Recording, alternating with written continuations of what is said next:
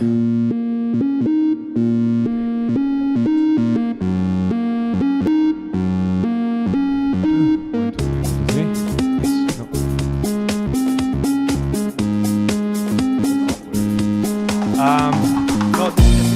the camera is connected to it.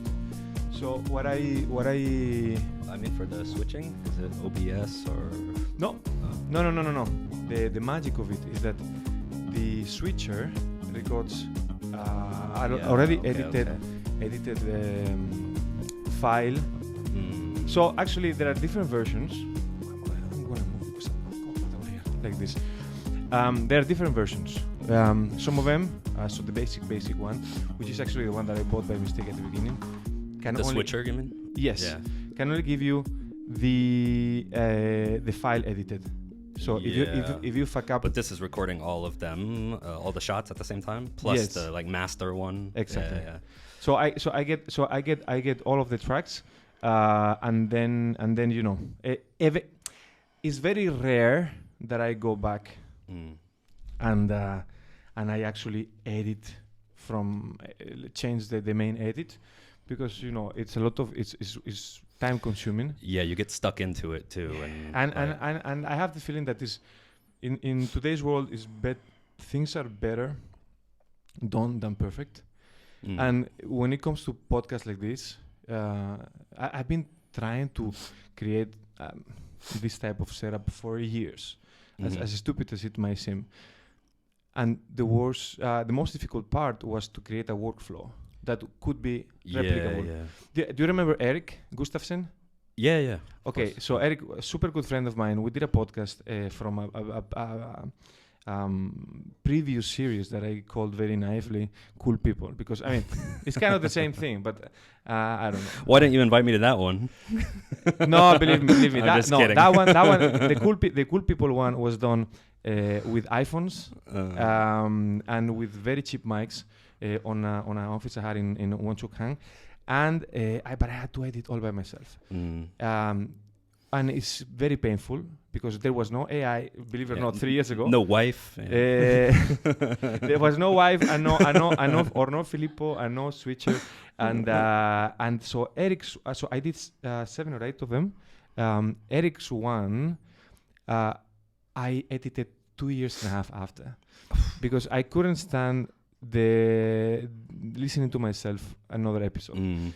So I paid a guy. I paid like an Indian guy $300 just to finish it, because I wanted to give it as a gift to him. I think for like his birthday, or just I don't know, just to have some redemption. I was doing a job like this during COVID, like working remotely, producing these broadcasts for, companies want to have just a nice broadcast when they're doing kind of an online Zoom meeting or something. They don't just want to meet in Zoom. Yes. And so, I'm doing all the switching, put your name down here. If there's 2 people, they both appear, both names, then play back a video, interview, blah, blah, blah. And you always have to record it and then send it to them afterwards, of course. But I'm was getting to be such a perfectionist about these things where like one person starts talking and I didn't switch to them till a second later, I would go back and edit and like fix all these little things. So, they're already on screen as if I, read their mind. They should appear here. You can get way too precious about this stuff. Yes. And that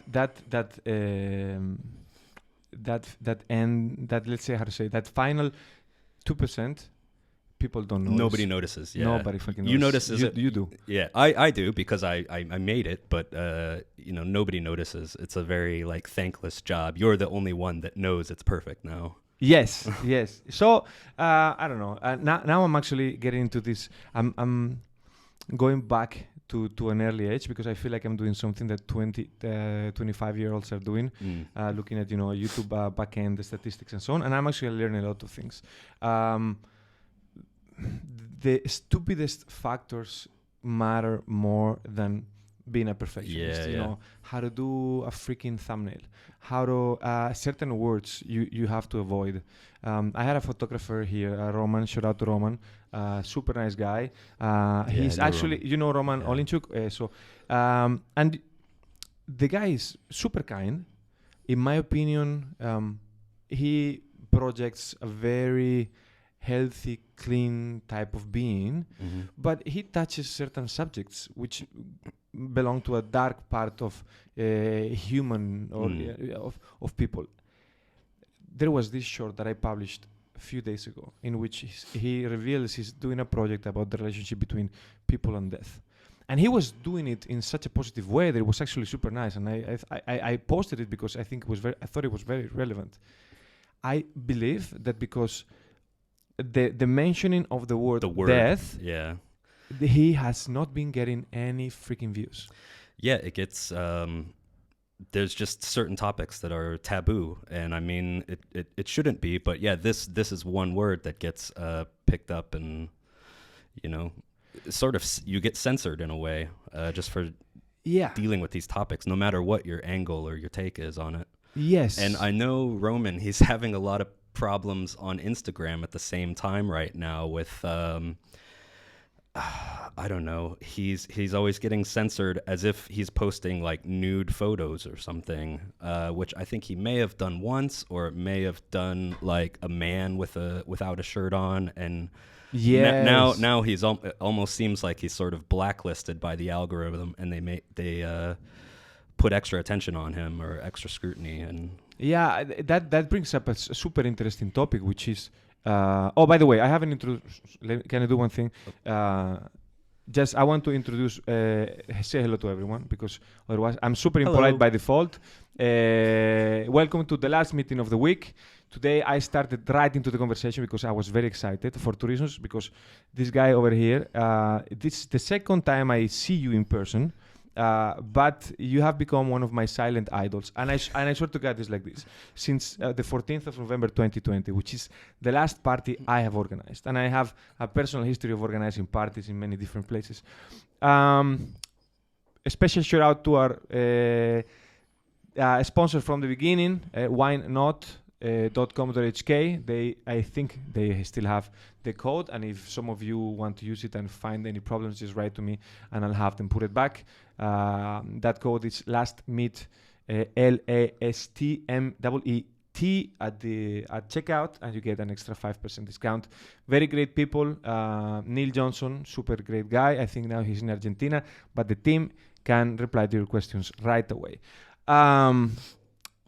Censorship is fucked up and it's not done by people anymore. It's done by a certain it's done by fear of risking just any single percentage of business, just even edging up to a topic that could potentially be taboo, like the thing about death. And it's all run algorithmically, which is another problem. I mean, the volume of new videos, podcasts, new music, nobody can sit there and watch it all and check it. So it kind of has to be done algorithmically. But this brings up all kinds of other problems where people get swept up into this, and they're not necessarily,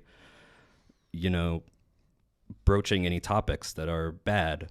It's a little bit like in the US, we have all these no-fly lists in airports and stuff, and people just with the same name as somebody else gets put onto it all the time, and then they're getting searched every time they fly somewhere, every single time they fly somewhere, have difficulty buying tickets and all this stuff.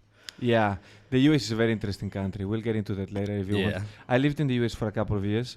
My mom was working as the coordinator for visiting professors in Nebraska. I lived in Lincoln, Nebraska for a year. Wow. And one of them was called Manuel Garcia, which in Spanish, or in the Spanish world, it's a super common name, first name and super common last name. Mm-hmm. I think it's actually the most common last name in Spain in Spanish is Garcia. Obviously, there was some, drug dealer from Mexico that was under the same name. He got pulled over because a taillight was broken. Typical movie scene. Yeah. And actually, he was. I don't want to say something stupid, but it was he was living somewhere, in western Nebraska. And western Nebraska, there is really nothing. I mean, it's just flat. You can see for miles. If you consider exciting, Omaha and Lincoln, which is already, you know, a lot of generosity. There is just nothing on the other side. Corn. Yeah, corn and very nice people. I enjoyed. Yeah. But so he got pulled over and he got sent to jail for a couple of nights until they found out. They checked and you know, he was actually just you are who you say teacher. you are. Oh, okay, you can go. Yeah, mamma mia. But anyway, no, I think it's we live in a very weird time. I was reading a book. I'm still a little bit jet lagged. I came from Italy a few days ago. So in the past few days, I've been waking up at 4 or 5 p.m. and just, you know, waiting for the sun to rise by reading. And I have this book, which is a 500-page biography of an underground DJ. From Barcelona in the post-Olympic era. He was the one who brought electronic music to Spain, pretty much. He was a genius. And his life was edgy all the time because he was actually a multifaceted artist. So he was painting. I'm talking about Sideral DJ for those of one who don't know him. I will share links in the description because I have a special relationship with him. I went to listen to him 1 week before he passed away from overdose in 2005, and it was probably one of the best sessions I've listened to in my life. So the thing is, he could not have existed today because all of that experimentation, pushing it to the limit, who probably went along with his genius, it's just totally unacceptable. Platforms would have not shared his music. Clubs, I don't know if they would have promoted him. So yeah, on one side, of course, you need a smart way that doesn't rely on manpower to filter dangerous messages like, you know, inviting people to suicide or inviting people to overthrow a government on things like this. But then, you know, what is the other side of the coin? I think is quite dangerous too. Living in a very lame society that doesn't have any excitement. And, you know, if you don't have any excitement, if everyone lives by the rules at the end of the day, I believe it has an echo in mental health and other things. But let's not get negative. Normally I start this podcast by asking the guest, how has the week been? But to you, I want to ask you, how has life been since I saw you in 2020? Life's been fantastic. Since 2020, we had the whole pandemic thing happen. Obviously, as a DJ, that like took a lot of work away from me. I've been doing for the last few years mostly freelance music, which means a bit of everything. Yeah, we can get into that more later.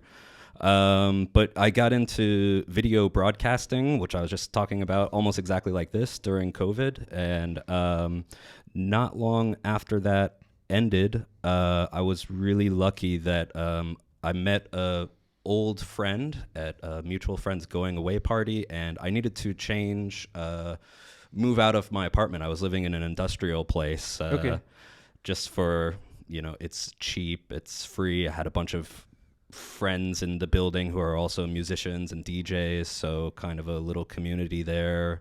And I could be loud with music, have my own kind of home studio and stuff. So I really liked it at the time, but after two and a half years there, it's just facing another building. I have no sunshine coming in, you know. Yeah. I had to do kind of the opposite, and I was kind of just scratching my brain for where am I going to move next? You know, the contract's up. I got to move pretty soon. And by chance, I met a kind of old friend, and they said, "Oh, you're looking for a place. We're moving out during the same month at our village house near Yuen Long." Okay. So that's been a huge change in my life. I've gone from living in, you know, the most dense urban area you can imagine in Hong Kong to living in the countryside in Hong Kong in a house. And it's like, it's not a shared house. It's my own house with 2 floors, a rooftop, a garden with the farm, a driveway, and a brick wall around it. It's like unheard of in Hong Kong. It's super. Yeah, it's amazing, and it's totally kind of renewed my love for living in Hong Kong, like knowing that this is possible. Because from the States, from the countryside, it's like living back there again. So yeah, I have a motorbike at the same time, so I drive into town. I can get all the things I love about being in the city in Hong Kong, and I go back home. I've still got a home studio. I've got all the things I like to do there. I've got a million hobbies and stuff. So that's super nice. Yeah. How long does it take you to ride? About if I'm coming to Central, about 35 minutes. The nice thing is, like, being on a bike, if the tunnels are really busy, you can kind of just go through it. So yeah, it's usually about 35 minutes. The traffic doesn't really matter. It's a nice relaxing moment, I think. No? Yeah. It's actually kind of peaceful riding motorbike, you know? You get into the kind of flow state thing, like when you're doing a sport or something, you know? Yes. You have to be hyper aware of everything around you, but it's very zen in a way. It's a fantastic thing to have extracted a positive, more positive reality after COVID than before COVID, because it was a little bit challenging. I think it fucked up with our minds a little bit in Hong Kong. Yeah. Because we were good, and then we were better than the rest of the world for a bit. And then when really went downhill fast. And then when everyone else was improving, we entered into the nightmare. Yeah. I think one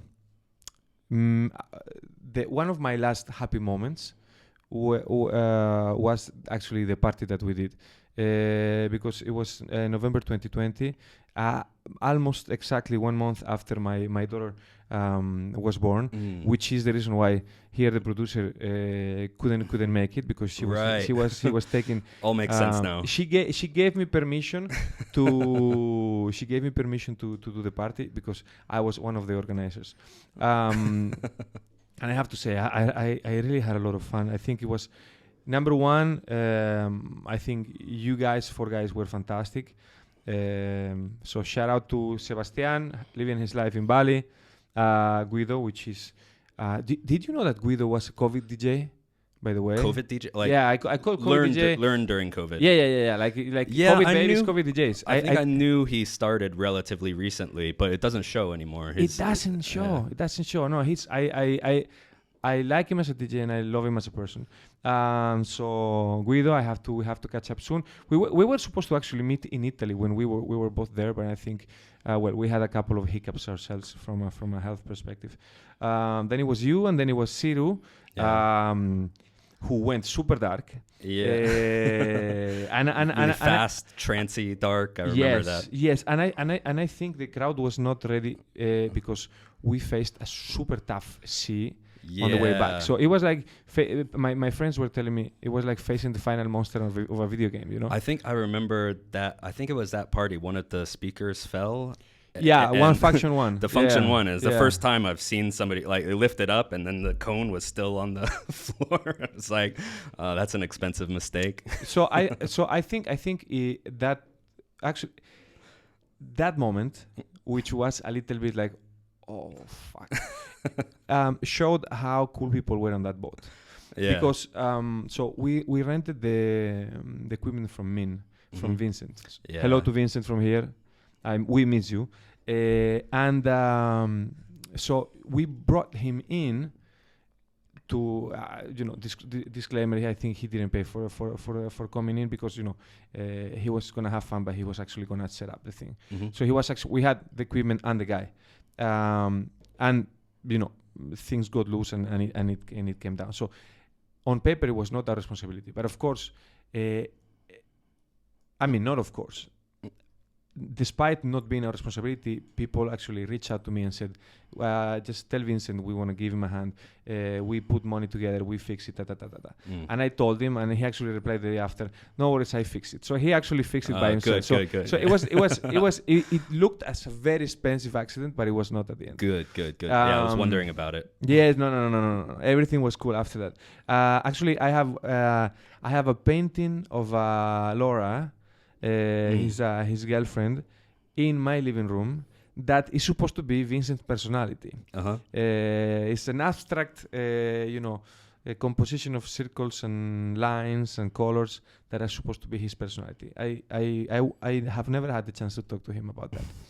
But in any case, man, you are from the US. You said before. I don't know anything about you. Where are you from in the US? I'm from Florida. I'm from a small town called Crystal River. It's nearest to Tampa or Orlando by maybe an hour and a half or 2 hour drive away to either of those cities. So, Okay. that means it takes, 2 hours to get to any city. So it's really kind of middle of nowhere. It's in the swamp. It's right on the Gulf of Mexico, little river there. Yes. The reason I was born there, there's a nuclear power plant there. So my dad was an engineer at a nuclear power plant there. The only other thing that's really there is the river, and since I've left, it's kind of become a tourist hotspot because it's one of the only places in the world that you can swim up close with manatees.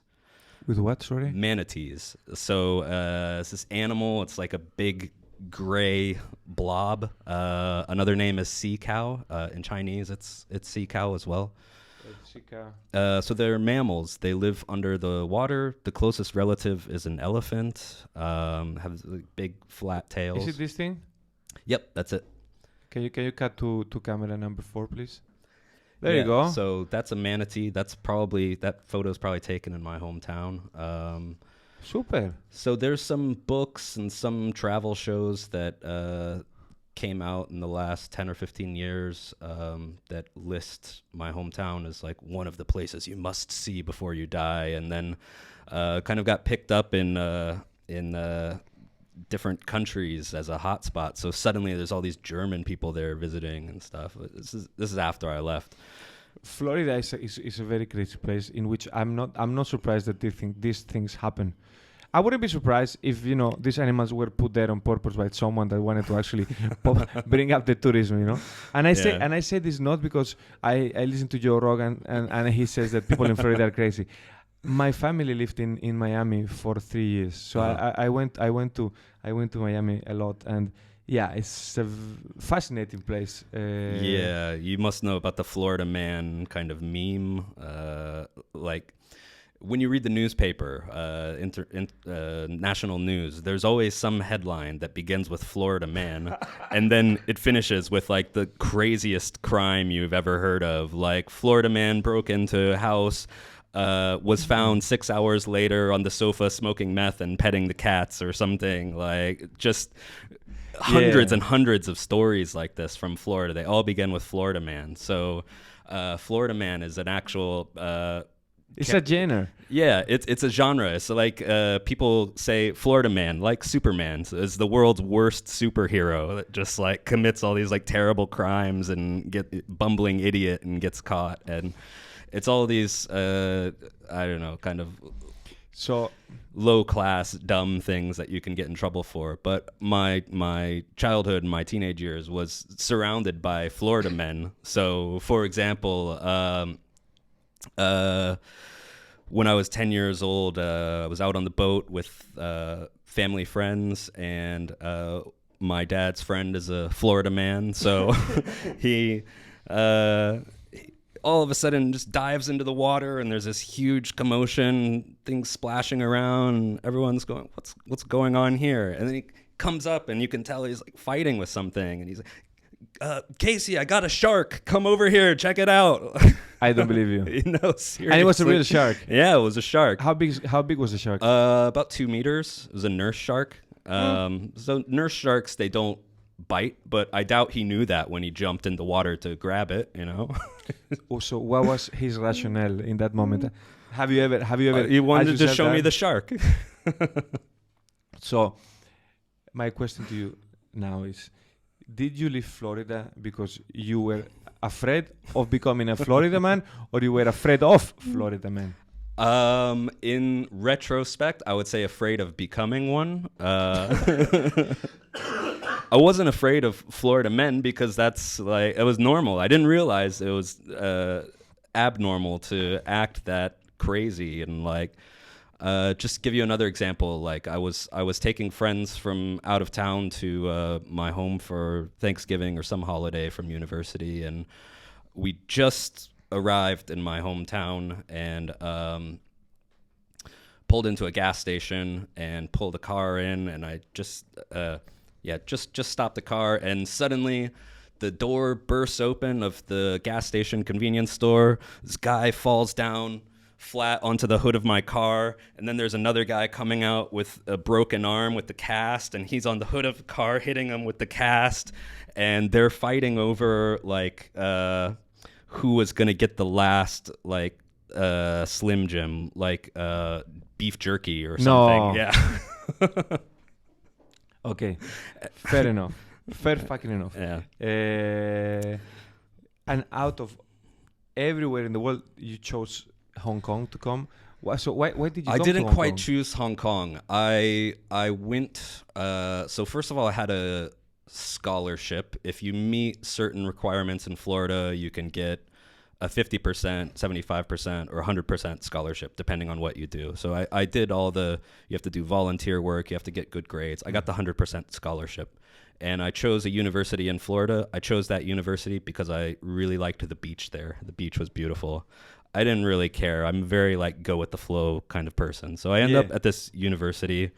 I thought I was going to the big city or something. It was like 50,000 people in that city.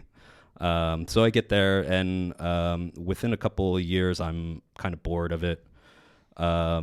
I want something bigger, and so I was studying international relations at the time. That's what my bachelor's degree is in, and part of it is you have to study a language. So I had already done Spanish in high school. Don't really remember much, or actually I can read a newspaper and stuff, but I can't converse. Yeah. Anyways, I'd already done Spanish, and French I didn't have much interest in, and then Japanese was kind of the other option. So I started learning Japanese.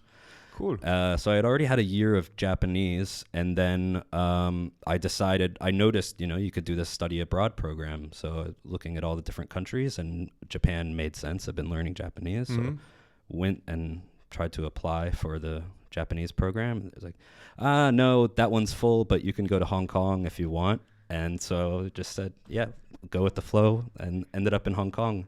And you came with the flow. How long? It was supposed to be for one semester. And after about 3 weeks here, I extended it to a year. And in my second semester here, I had already traveled all over Asia. I had set up my classes in the second semester so that I only had to go to class 2 days a week. Okay. And on those other days, I got an internship just around the corner from here, working at this magazine called Juice Magazine. Okay. And so they did kind of street fashion, music, like lots of things young people would be interested in. And although I was an intern, I think the writing staff pretty quickly realized like I knew more about music than most of them. So I ended up kind of writing a lot of the music pieces, going to music events, concerts, parties, interviewing artists, all this kind of stuff. And I was just doing kind of that whole half of the magazine myself. It was just like calling the Backstreet Boys on the phone, like going meet Justice in the backstage of a club and stuff, interviewing them. And this is like, 10 months before I was in Florida Manville, like with the manatees. And so pretty soon that was up. The study abroad is finished. It's time to go back to Florida. So I went back, and I was just like, oh man, I got to get back to Hong Kong. I get back to Asia. I'm going to finish my degree as quickly as possible in Florida. I'm going to take all the summer classes I can, and go back to Hong Kong like maybe a year from now, 2 years, whatever, just whenever I can graduate. I went back to Florida. The 2008 financial crash had just happened. So yeah, it was 2007, 2008, and it started in Florida. So I go back to Florida. Of course, I've spent all my money in Asia. I can't find a job anywhere. I put like 200 job applications in. Finally got hired at one place. I got hired at as a dishwasher at a like themed restaurant where like waiters are dressed up in like old-timey costumes and stuff, and I'm a dishwasher. I had to work my way up to being a busboy and then being a waiter and stuff. And in the meantime, I was living with this girl who she just had this wild dog that had fleas, and like I'd put my foot down on the floor and fleas would just instantly start biting my feet. So I was just I just went from like the most incredible months of my life to I'm in hell now in Florida. God was telling you something. Yes. So I didn't even make it a couple months in these summer classes. I went back to the office and I was like, I want to study abroad again. Can you send me back to Hong Kong? And they said, I'm sorry, you can't do the same program twice. I said, what about Japan? And they said, oh yeah, you can study in Japan. So I ended up actually studying in Japan and studying Japanese in Osaka, kind of between Osaka and Kyoto. And I was there for less than a year. And then I should have gone back to Florida to finish my university. I flew directly to Hong Kong and kind of set up shop here. Yeah. After I had done that, I read a clause from my university that you can't graduate remotely. You have to finish your last year kind of on campus. So I had a pretty good relationship with my department head, and I sent him an email kind of like holding myself hostage, like, look, I'm not coming back, like you need to make an exception or something. Yes. And I finished my degree remotely doing online classes. And then 2008, when I came back here, I got a really nice job. So I came back here under the idea that I was going to be working at that magazine again. Yes. The same month that I arrived, the magazine went out of business. So I arrived here, I've spent all my money again, no prospects. And I told them, like, okay, guys, like, you know, a few weeks ago, this was still the plan. You didn't tell me it was going out of business. You need to help me, like, introduce me to some people, help me find a job.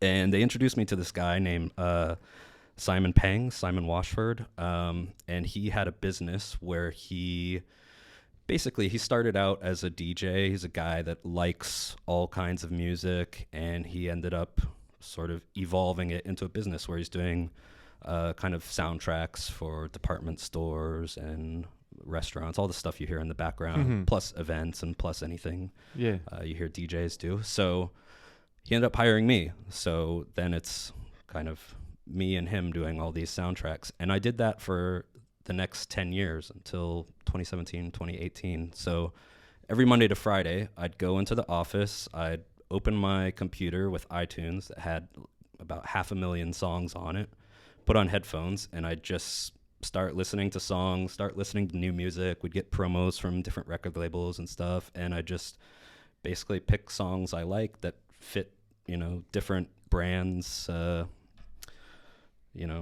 branding, and put them into playlist. And then, you know, I didn't even know that type of job existed. Everybody says that. Yeah, didn't know that kind of job exists. It exists. The main form that it exists is in Hollywood. So when you're watching movies and a song comes on that like really fits the scene or something, like there's a musical director, there's an expert who chose that song because of the sound and the lyrics and the emotion and stuff, plus all kinds of television commercials and stuff. And there's a whole budgeting side of it too, where like the easy thing would be to pick a song by the Beatles or something, but that's going to cost you $2 million to license it. So maybe you can get a cover song, or maybe you can get a royalty-free song that's very cheap, but the quality is lower and nobody knows it. And so on. But as a job, that it probably still exists, but not so much anymore.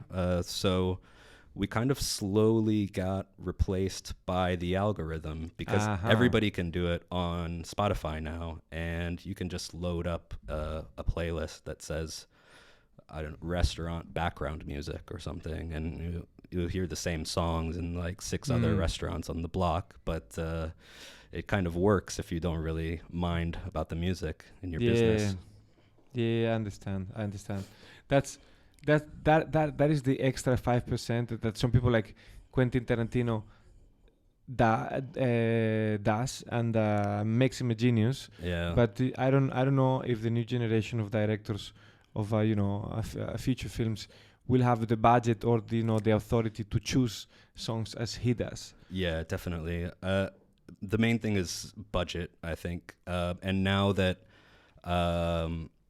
the CDs are not being sold with the soundtrack, you don't make that budget back. It's just you're paying for the money, and then if the CD's not being sold with the soundtrack, like, you're not going to get it back. It's just it's part of the movie expense.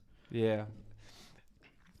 It's but things change, I think, and it is sad because I think it was a very romantic, very nice type of occupation, just to listen to songs and to build manually that mental library of songs, of sounds that you could then interpret and match with certain situations, certain branding, certain people.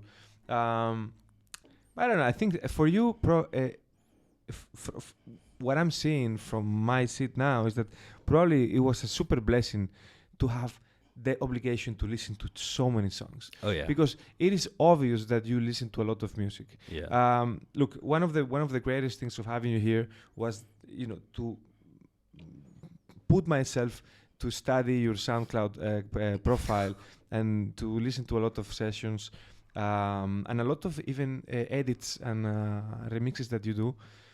And man, you do the Grace Jones tango song. What's the name? Liber Tango. I wrote it here. Yeah. Or the Frankie Knuckles with Candy Street, that is a super upwards going edit, which is fantastic. The strings in that is from Smashing Pumpkins too. I didn't notice. It's a song that starts kind of funky, like. I get into a club, I order my first beer, and then suddenly you want to get dancing. My problem is that it was 9 a.m., so I couldn't do that. Again, I don't want to be over complimentary, and because no, please, no, because just kidding. So I like. You might think I'm like this with everyone, but I'm not.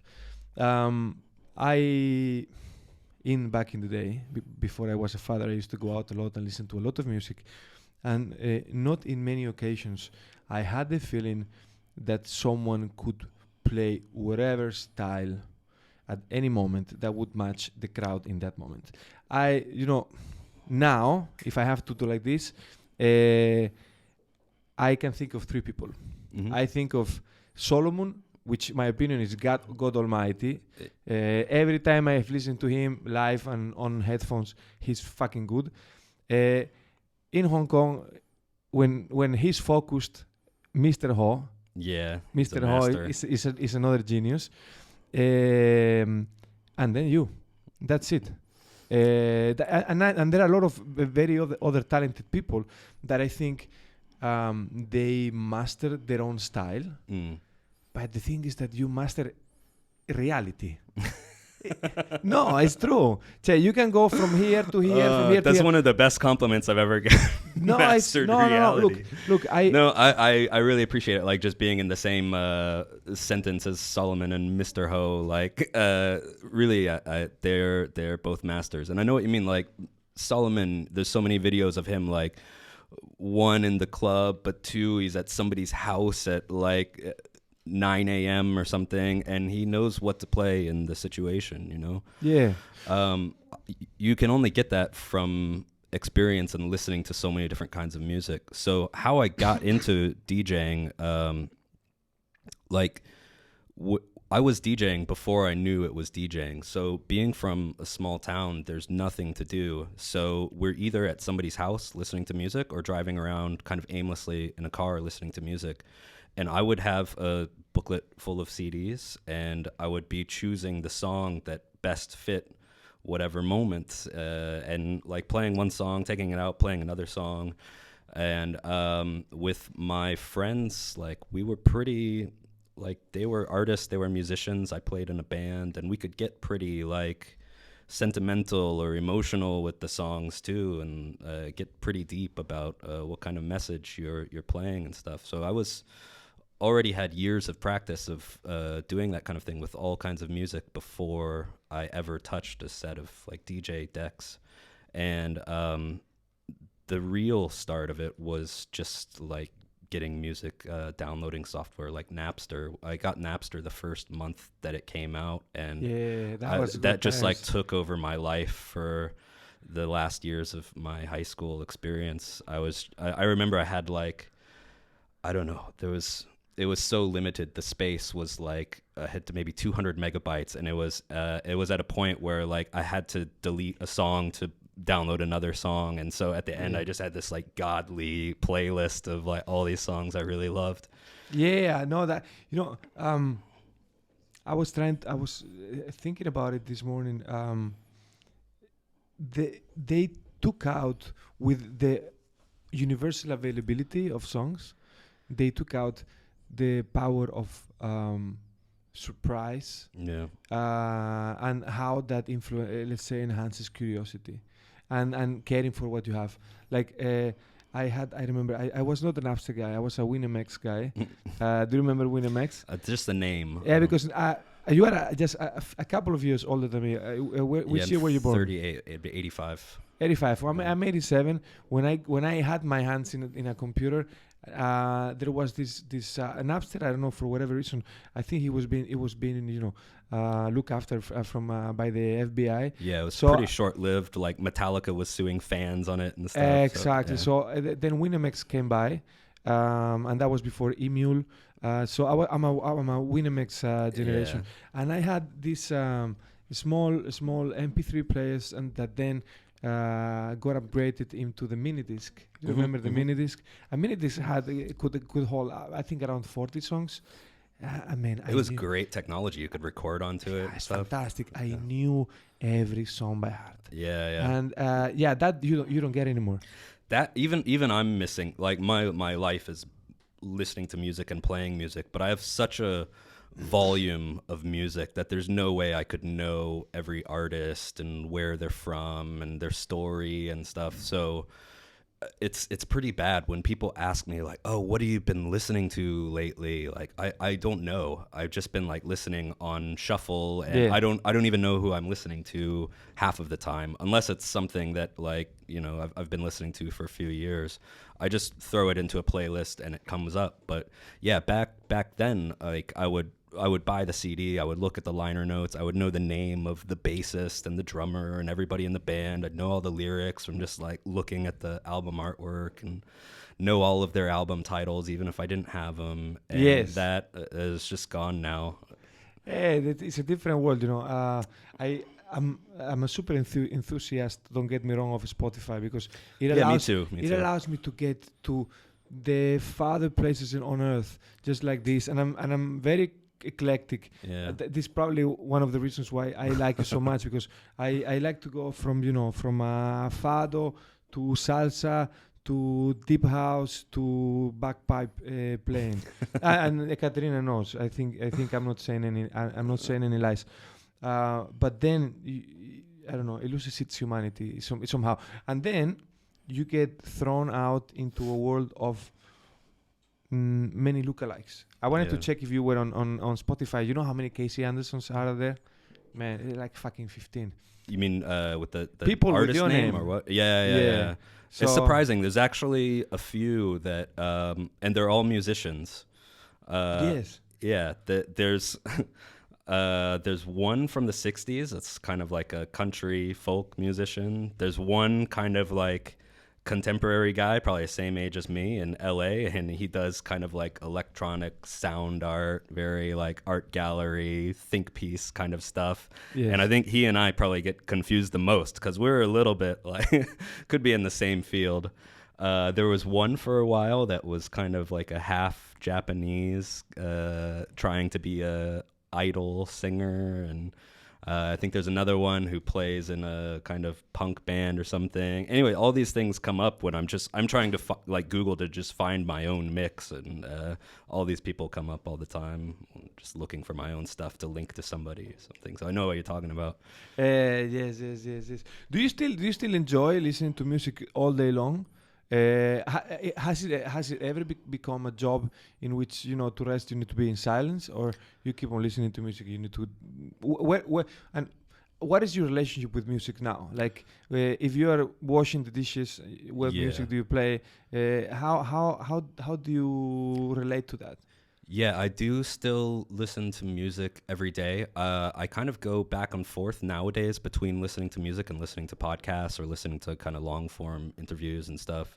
But yeah, there's always music or a podcast going on. If I'm alone at home, if my girlfriend's there, I kind of dial it back a little bit.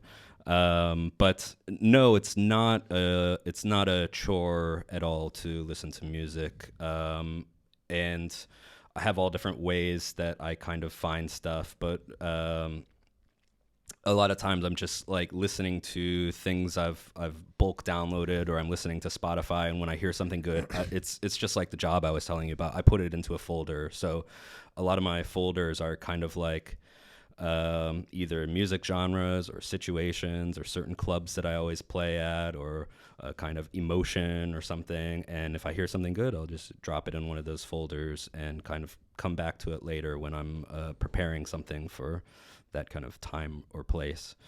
So you do prepare for places, because that's something I was going to ask you. Do you do you rely on memory, or do you prepare the sessions? Because one of the things, and again, maybe this is a skill that you have, the image you project is that you have almost a lot of things available to you, and you kind of pick and choose depending on how the people are responding to things. Do you do that because you have a lot of backlog, or because you anticipate in a certain way what's going to happen? I would say... first of all, always play by improvisation. Like, nothing is pre-planned. And I would say, most of it is just a lot of times I'm playing music. It's the first time I've played this song, but I know kind of the character of the song, and I know what has happened for the last 30 minutes or an hour, and I can tell where it's going to take people next, just from the years of like building that experience and intuition. And a lot of how I select that stuff is it's almost like just go like, so I've played 2 songs in a row that are dark. Now I have to go to the opposite and play the most uplifting, euphoric song that I have in my set next. Yeah. So it's a lot of like doing the opposite of what I've been doing for the last like 5 or 10 minutes or something. Okay. That's one of the main ways I think about it. Yeah, do you think that people find it surprising? So, in especially in the Haim session that you did in November last year in Shanghai, you have the first 40 minutes, and actually I counted them. Yeah. So this is why, which are very dark, very very high BPMs. Yeah. And then you kind of actually I wrote it down. Look, and then you go into deep house.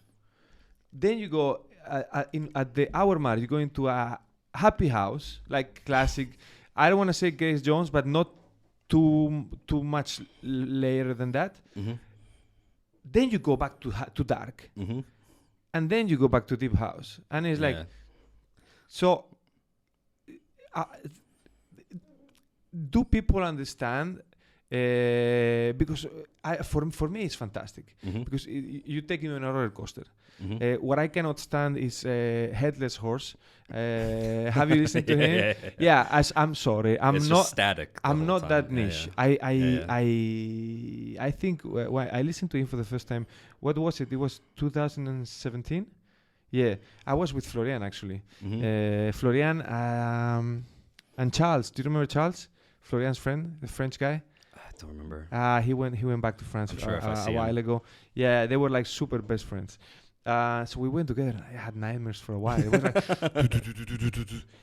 was like it was like cruelty, constant cruelty all the yeah. time. But when it's happening to you, you kind of like unsettle people, and then you give them like a Mountain Dew, and then you kind of like wake them up, and then you take. I find it super enjoyable. Yeah.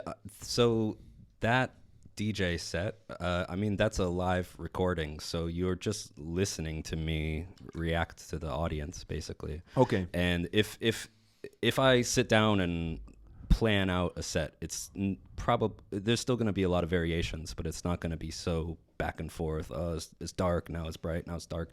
But anyways, that night, yeah, there's a lot of dark techno at the beginning. That's because the guy before me was playing dark techno.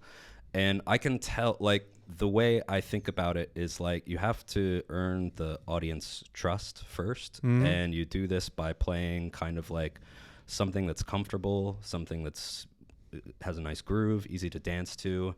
And once you've got their trust, you can start bringing in dramatic things with a lot of emotion, a lot of just variation. But it usually, so I play most often at Oma. Like, yes. It used to be Midnight and used to be Yumla. I was playing back there since 2009 or something, so I know this room like extremely well.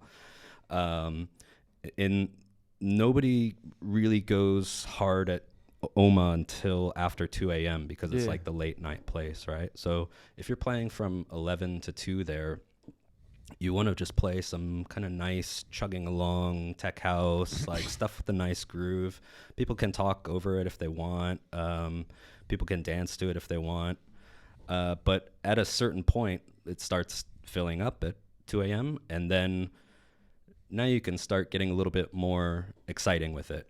And then once you've really earned their trust, they like you can kind of go out in different directions and really start playing things that are like dramatic, emotional, exciting, experimental, using different kind of beats, different kind of genres and stuff.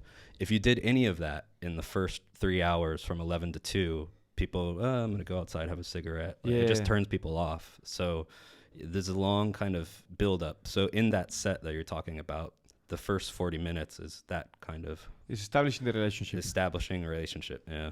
How was the Chinese crowd? How was they doing parties in China in November 2023? It's good. Shanghai is good. Shanghai is not much different from Hong Kong. Like, people know their stuff. They know international DJs and stuff. They know good music.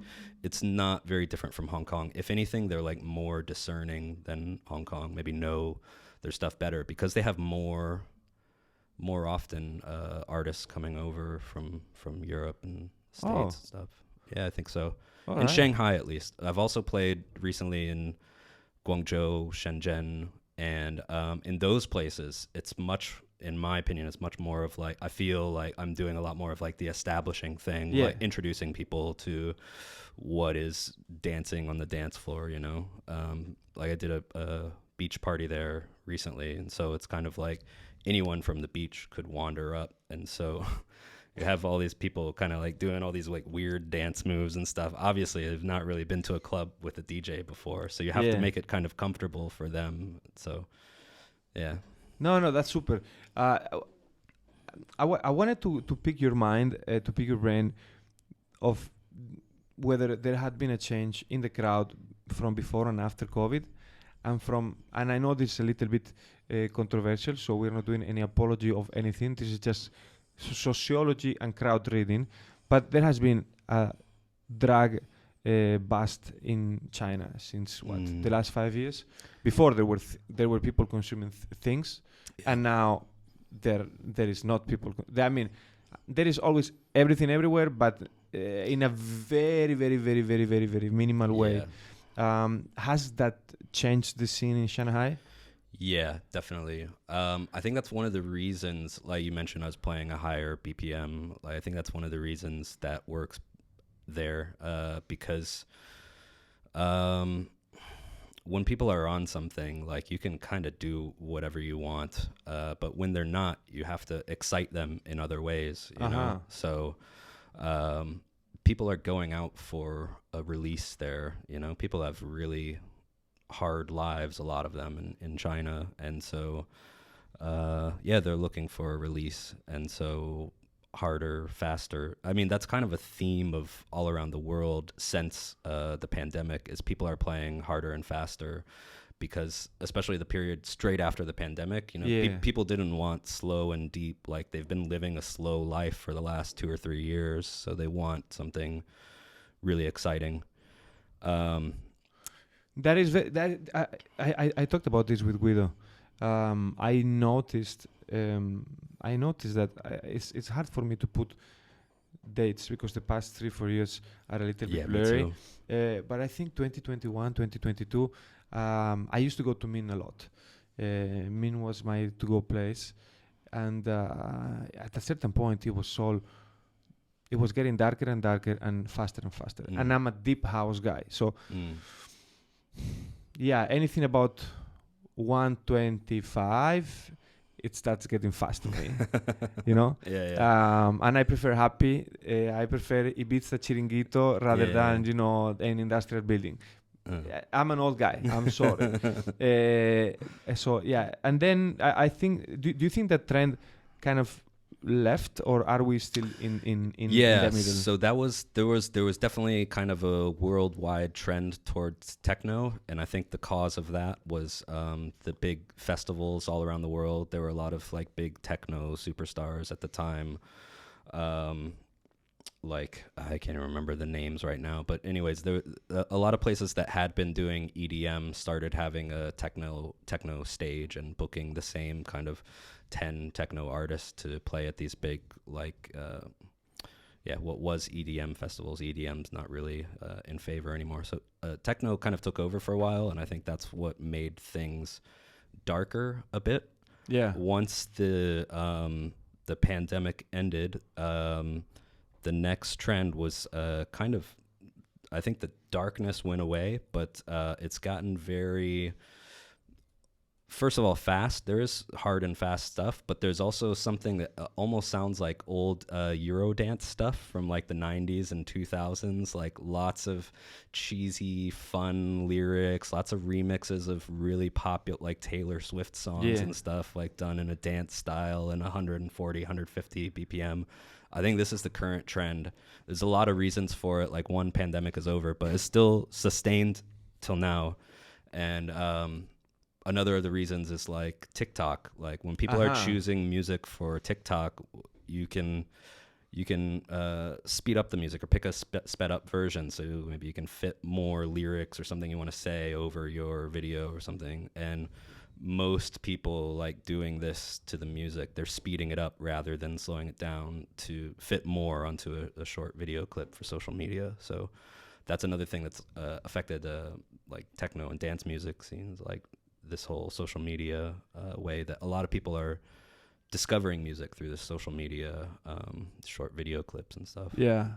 That is super interesting. I hadn't thought about that in any way, shape, or form. I had never had TikTok because I'm living in Hong Kong. Me neither. So it's and Instagram is not the same from what I believe. No, I mean TikTok is just like short videos. It's just straight like serotonin, dopamine hits to your brain. So it's a different thing than Instagram.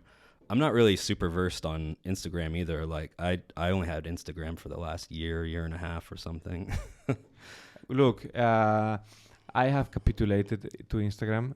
Now I think you've seen in the past few days that I have been trying to get more active, and it doesn't come natural to me.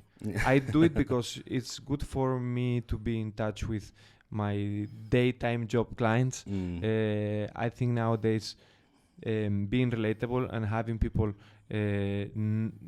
know you a little bit, it's important. And it's fast for communicating certain things. I don't mind Instagram so much. I like probably back when Facebook was popular, I was pretty addicted to Facebook, and then people stopped using it. And then I had a period where I didn't use Instagram or Facebook. And at some point, like there was some gig that like I had dozens of gigs where, the organizer asked, "Oh, what's your Instagram handle?" I don't have it. What? I'm supposed to help promote the party and stuff. So Yes. at some point there was some gig that they're like, no, you have to have an Instagram if you're gonna play, and so I ended up making one. Sometime No, last please year. do Yeah. because I have a theory, and I didn't want to tell you because I didn't want to come across as an asshole. But I think from having listened to you, I mean, it's not that I listened to you only in that party. I did listen to a lot of sessions that you did between now and then. You should be a huge name worldwide. So I think if now you have Instagram, it's only a matter of time that next time I see you in Ibiza instead of in my boat in Hong Kong. I ask you, one parenthesis, we edited out, it's 1007. How are you doing with time? I'm fine. Yeah, You're I have fine? nothing else tonight. Okay. Yeah, No, because I don't want to. If you're fine, I'm fine. I mean, we've done a little bit over 1 hour. That 107 is not. It's actually is less because you came when it was already 3-4 minutes in.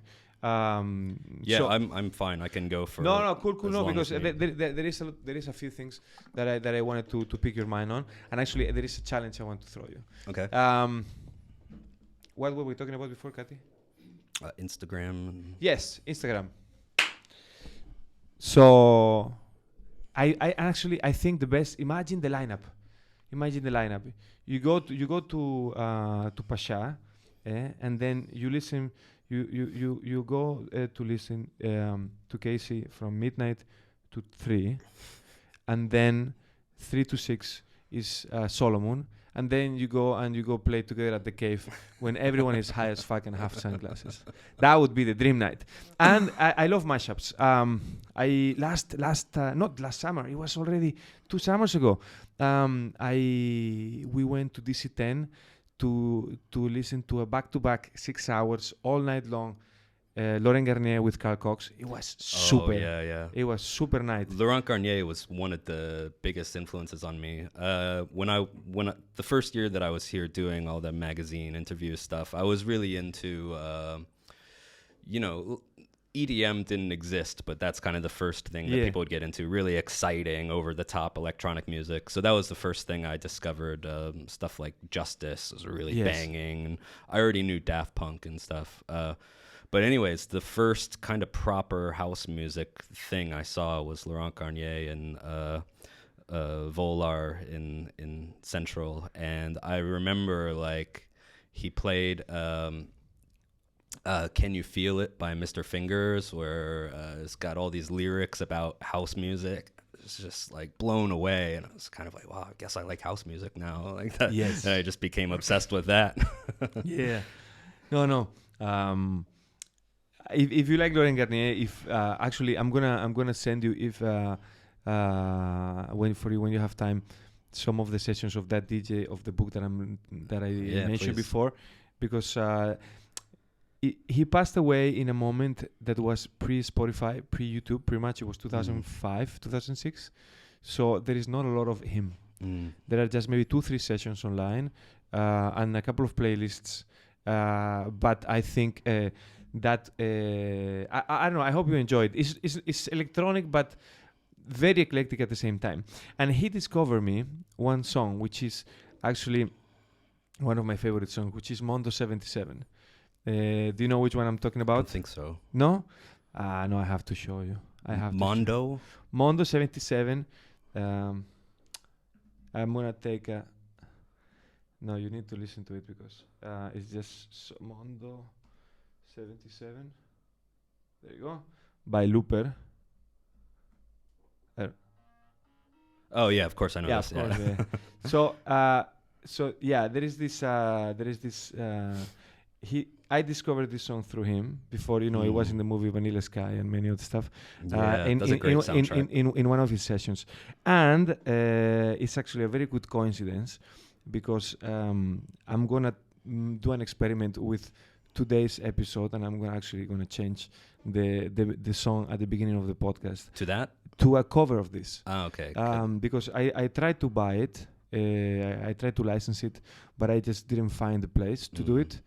You could buy it to listen it by yourself. You could buy it to play it in high quality, but I didn't find the place online where I could actually buy the song to put in my podcast. So I went on YouTube and there was another edit by a guy, and I wrote to him and I said, do you mind if I use it? He's like, no, it's cool. And actually, when I did the cover, I didn't get any copyright strike, so it's kind of okay, and for me it's fine. So I took a screenshot, and it's like, if you ever say something, you said this. It's your contract. But I went before you came, I realized I am a little bit of an asshole, and I wanted to throw you a challenge. Okay. I think it would be super cool if you did an edit of this song. Yeah, of course. And if you ever do it, I would love to put it on the podcast, and it will be the forever song of the podcast. Okay, yeah, I can do so that. So I challenge against eternity. Okay. I take it. I accept. You take it? Yeah, all right, yeah. Fair enough. This is our contract. It's on video, right? No, big player. I'm very happy today, even though I've been having a very tough life with this cough. It's not contagious because she's okay and my daughter is okay. I never get sick. I've been having this cough for 4 weeks. Damn. And it's killing me. Hopefully it doesn't kill me, definitely. Good. Let's go back to serious conversation. Before we talked about the crowd in China, how it's changed a bit. How about Hong Kong? In Hong Kong, during the pandemic, clubs were closed, or there was all kinds of overbearing regulations and taking tests before you get in. At that time, a lot of the music scene didn't just go away. It just moved out of the clubs and went to mountains and beaches and industrial buildings and all that kind of underground stuff, proper underground. And most of the people doing that are younger. So I'm involved with some of those people, like some very local parties where I'm the only foreign DJ, or like maybe the only foreign person there almost. And what I really like about the younger crowd is they don't care about genres. So it's perfect for me because I like everything. I like everything from house and techno, ambient music, drum and bass, to all kind of folk music, or things you can't even play at a party, really. So what I like about that crowd is they just like good music, and you can be really extreme in how you change from one thing to another. Of course, you should try to string things in a way that makes sense, but you can get away with a lot of new DJs and younger DJs. They can get away with like just playing their hearts out with whatever kind of music they want. As far as the more kind of, if you can say, mainstream underground, like the clubs and stuff, I think the biggest change is that now we have international DJs coming back again. So during the pandemic, I've always had people that kind of followed me and go to my parties and stuff, but there was this funny thing that happened during the pandemic where I'm playing at these rave parties, and people who are 18, 19, 20, 21, they're just going out to parties for the first time. And instead of going to a big, high production festival or something, like I'm the first thing that they're seeing. So I had all these like really hardcore fans, they don't have any international DJs to put that energy into. So, yeah, I got a lot of really sweet, devoted kind of fans during that time. So I don't know, it's a little bit hard. Not for me, I'm established, but if you are just coming up now, like it's you're one option. If let's say you're starting your own party, you're one option, and then this really established DJ from Europe, there's always somebody coming through nowadays, so it's hard to compete with that. There is also a lot of competition between the newcomers. The way I see it is that, in order to be a DJ, you needed to spend a lot of time listening to music, understanding music, knowing how you're going to work around them, song by song, album by album, playlist by playlist, and all of that. It was a very time-consuming occupation that either you were super passionate. If you were not so passionate, you could not get there. During COVID, a lot of people found themselves with a lot of time in their hands, and a lot of people learn how to DJ. at a higher level, at a lower level. Some people are, are good for background music. Yeah. Some people are like Guido, who are, in my opinion, very talented. They have a very good taste as well. But when they have to, Guido maybe is not a good example because, he played in Wonderfruit this year and he's, making big steps. And I think his style is quite cool, so he will continue. But a lot of other maybe okay people that, would have gotten somewhere, they have a lot of competition between themselves in these small parties, What do you think? I think so. First of all, I teach DJing as well. Like, this is one of my jobs. There's several other. I do just everything freelance related to music and acting recently as well too. But anyways, I'm quite happy to see my DJ students like go out and take those first steps and start playing places. But yeah, you're right. There's a lot of competition for them. There's like more DJs than ever. Out of all the kind of musical skills that you can pick up, I think DJ is among the easiest in the sense that you can learn how to beat match in a day. Like, you're not going to be a master in a day, but you can learn all the steps and everything. And so, yeah, you have a lot of competition, and the people that are going to stand out are not the people who just download the beats based on some playlist and go out and play, and most of the night it's kind of a nice beat. And I feel like a good number of DJs are like, when I was talking about playing the kind of warm-up set at OMA, where it's just kind of pleasant tech house that you can dance or you can talk to, and it kind of stays at this level the whole night. I feel like 50% of the DJs are just doing that for all of their sets, and those are the ones that are gonna kind of not be remembered or not going to, I don't know, not go to any further level. So you have to challenge yourself. You have to kind of challenge your audience too. Like I said, like, build some drama, build a set that goes to different places. And when you make people like feel different things, when you make people feel emotions, that's the thing they're going to remember. They're not going to remember hardly any of the songs unless some lyrics, if play some vocal tracks that really spoke to them, or you play something that they already knew. They're just going to remember kind of the feeling that you gave them. So if you're just playing kind of pleasant beats, nobody's going to remember it.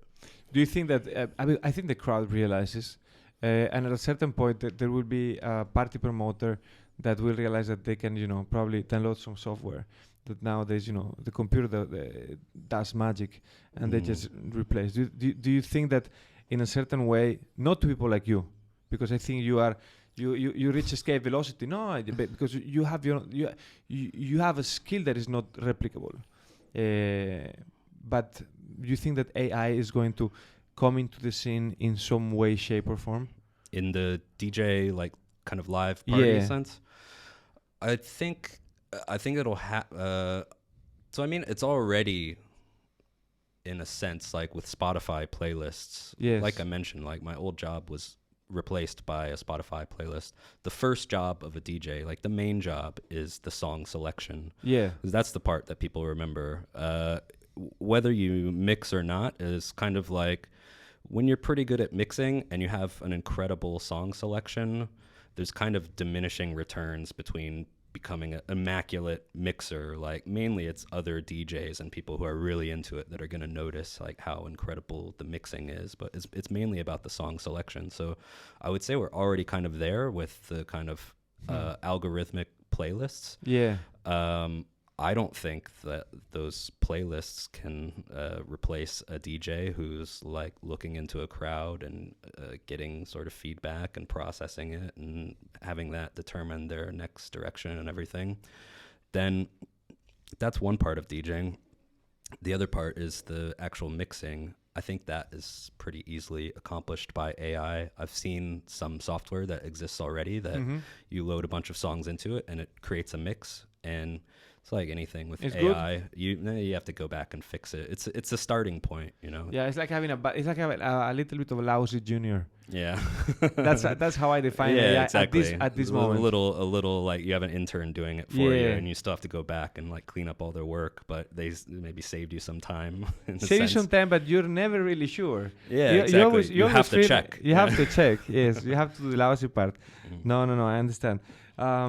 Yeah, it's times are changing, man. That's just the DJ side. I also do music production. I do mainly producing for other people. People send me mixes, and I'll do the mixing and mastering for them and stuff. And there's AI tools in there too, and I use them. So the one that I actually don't use is most people, when they want to get a song mastered, so that's the final step before you publish it, which kind of like makes it loud and powerful and just brings out the most of each instrument. That's mastering. There's a lot of algorithmic or AI tools that are meant to do mastering, and people will come to me and kind of like, I just want to try, like, if I give you something to master, like, does it sound better than this AI tool or not? And I won't listen to their AI mix. I'll just do it the way I would naturally do it. And I've had 100% success with people coming back and saying, like, your mix, your master was way better than the one that, you know, was just spat out by an AI. Wow, that's interesting.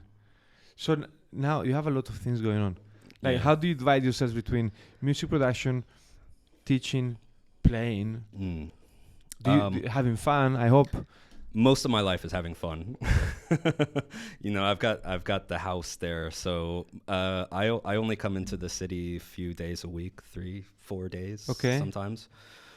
Two of those days to 3, I'm coming in to teach. So that means teaching DJing, teaching music production, which I love. I've been doing that for 5 or 6 years now at a place called Soul Passion Music in Quarry Bay. Okay.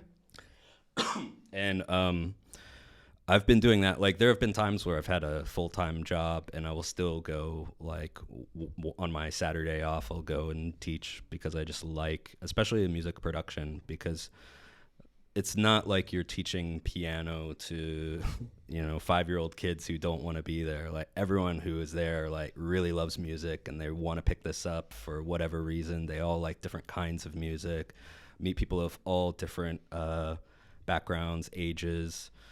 In fact, one of my, I would say, like, most common archetype of a student is like somebody who's older than me, who's kind of like a finance guy or a lawyer, and they're like, I've never done anything for myself in my life. I've always liked music. I used to go out in my 20s. I want to learn how to, like, make dance music or DJ dance music or something.